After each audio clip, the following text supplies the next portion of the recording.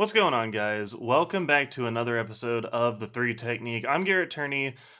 Mitch and Trey could not be on this episode, but we really need to talk about Deion Sanders and what's happening at Colorado.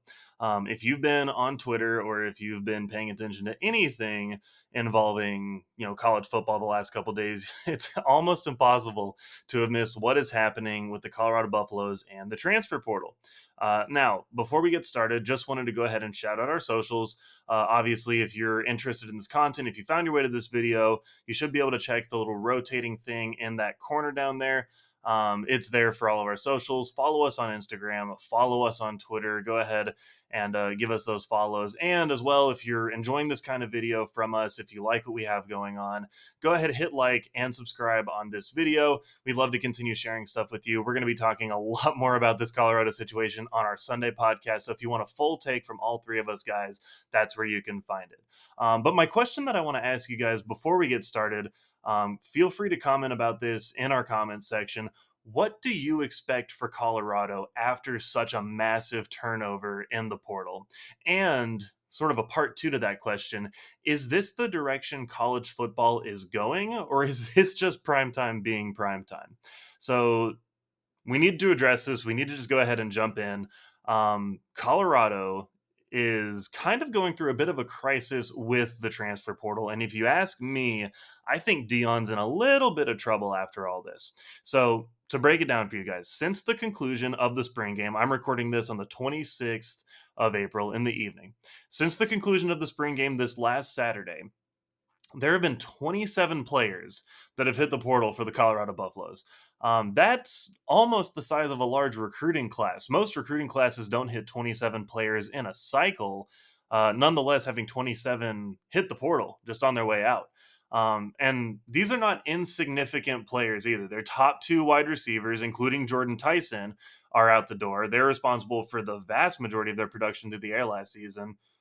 Deion Smith, their leading rusher, seeing he's seeing the portal as well, and loads of pieces on defense. I mean, loads of defensive line. I'm looking through the list right now. Lots of guys on the line of scrimmage, a bunch of defensive backs, and just really across the board, lots of different players from all skill positions, all defensive positions. I mean, including one of the quarterbacks, Drew Carter, as well. They're all in the portal, and so these aren't necessarily just okay. There was a big five-star talent like we know that Travis Hunter transferred in. It's not just that there's a five-star that transferred in, so the previous starters are going to go somewhere else. These are depth pieces. These are guys that you fill out a roster with. These are guys that you need to compete with on a day in and day out basis. And some of these are their stars, their starters, the guys who were responsible for a lot of their production last year.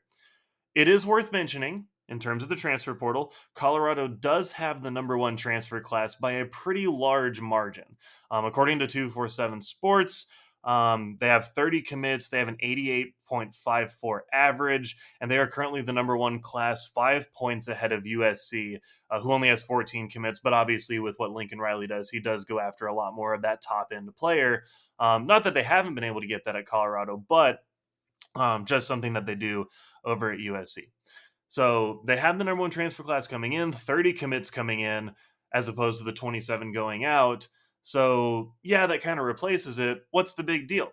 Well, the big deal is this. Deion said when he showed up, we've all seen that video by now, where he says, I brought my own luggage and everybody else needs to hit the portal.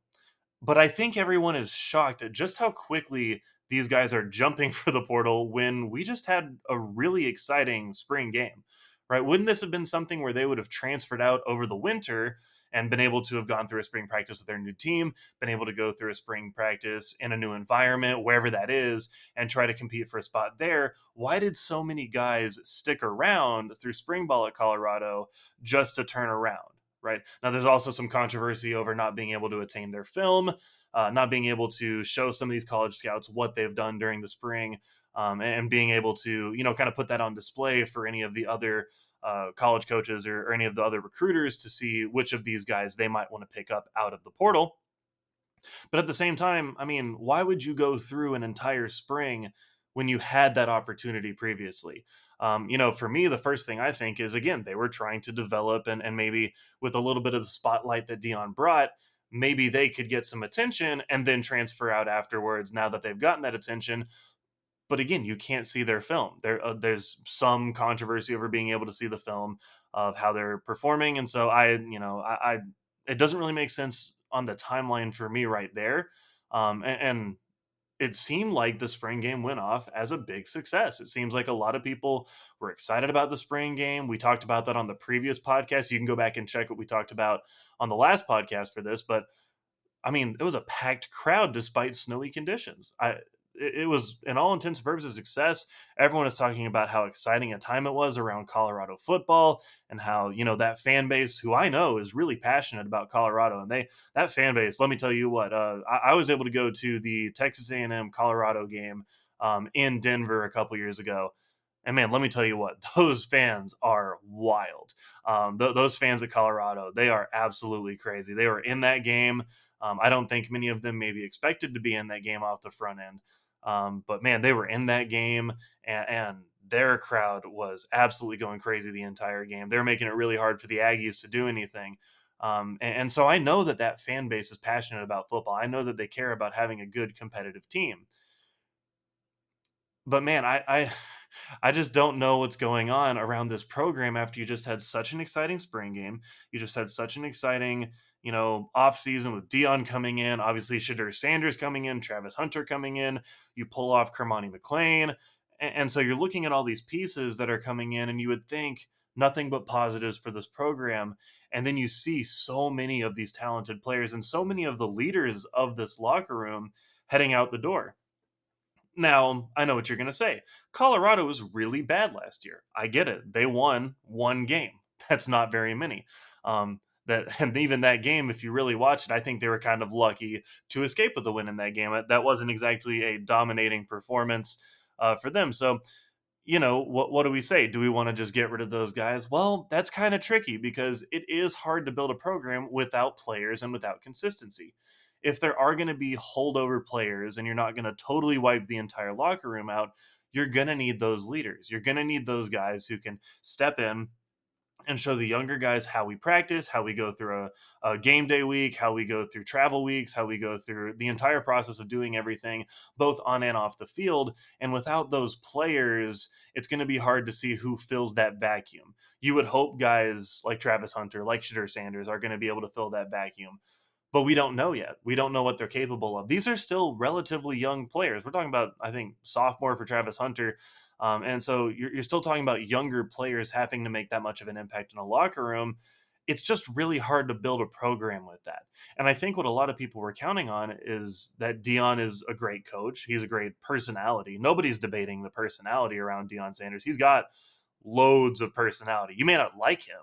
You might think that he's a little bit too much. You might think he's a little bit of a jerk. There's maybe some concerns about that, but I don't think anyone can doubt that he's got loads of personality. And if you're on the right side of Deion Sanders, then it's a lot of fun. And so I'm thinking about this and saying, if he's going to come in there and build strong culture, then he might just be fine getting rid of some of the guys who, for all intents and purposes, were not very good last year. But if he's not going to be able to come in and instill that culture at the Power Five level, mind you, at the Power Five level, I'm not sure what's going to happen with Colorado. Now, I want to make sure that we couch this and say we didn't expect very much from Colorado this year, anyways. Even on the podcast, we talked about their schedule. Not necessarily a favorable schedule for them. I know they start the year with TCU and Nebraska. We think they'll probably pick up one of those games. They probably have at least a puncher's chance in both of them. And so, give me one of those games. TCU's got a lot of turnover. Nebraska with Matt Rule, he likes to strip things down to the studs when he does a program rebuild. So, there's maybe an opportunity for them to win a game early in the season. I think they play Colorado State early in the season, so they can probably win that one with some superior talent from the transfers coming in. But then you start thinking about these other teams. You think about teams like Oregon and USC on the schedule. Those are probably going to be tough games. And if your locker room isn't coherent and if you don't have a really strong culture, those kinds of losses could start to see you pointing fingers instead of rallying together. Now, I don't know what kind of a coach Dion's going to be at this level. I don't know what he's going to be able to pull off. I guess we're going to have to wait and see. I don't think that this is going to be great news for Colorado, though. I don't know how you can look at this many players leaving and say that it's great news that Colorado is losing this level of production from their previous team. You need to see the guys who are setting the example in your locker room. You need to be able to see that. I don't think Deion's a total failure. I don't think it's over for Deion. I don't think that Colorado's hopes are dashed. How could you have your hopes dashed? You won one game last year. Win 2 games, you've already doubled your output. That's not even a very good year. I think a lot of people are expecting more than 2 wins from Colorado this year. Does this make it harder to get to a bowl game? Yeah, absolutely. Absolutely. I don't care how good you think Shedeur Sanders is. I don't care how good you think that Travis Hunter is. It's going to be a lot harder to make it to a bowl game without senior leadership, without some of these top end guys, and without just the guys in the middle of the roster, the guys that you compete with week in and week out, the guys who fill out practice squads, the guys who fill out, scout teams, the guys who, take those reps and push people in practice to become better. You need those guys on your roster. And if you don't have those guys, it's going to be interesting. So is it going to pay off for Deion to roll the dice? We'll have to wait and see. We're going to talk more about this on the podcast on Sunday. We're going to get into this on that podcast. We're going to talk more about what we all think, some of the implications. Maybe we have some news breaking before then, and we can have more information about why this is happening. I know there have been some conflicting reports coming out about certain players being told why they need to leave. Certain players maybe taking it better than other players. But yeah, we're going to have to wait and see. So check out the podcast on Sunday. We're going to talk a lot more about this. You'll see that coming out next week.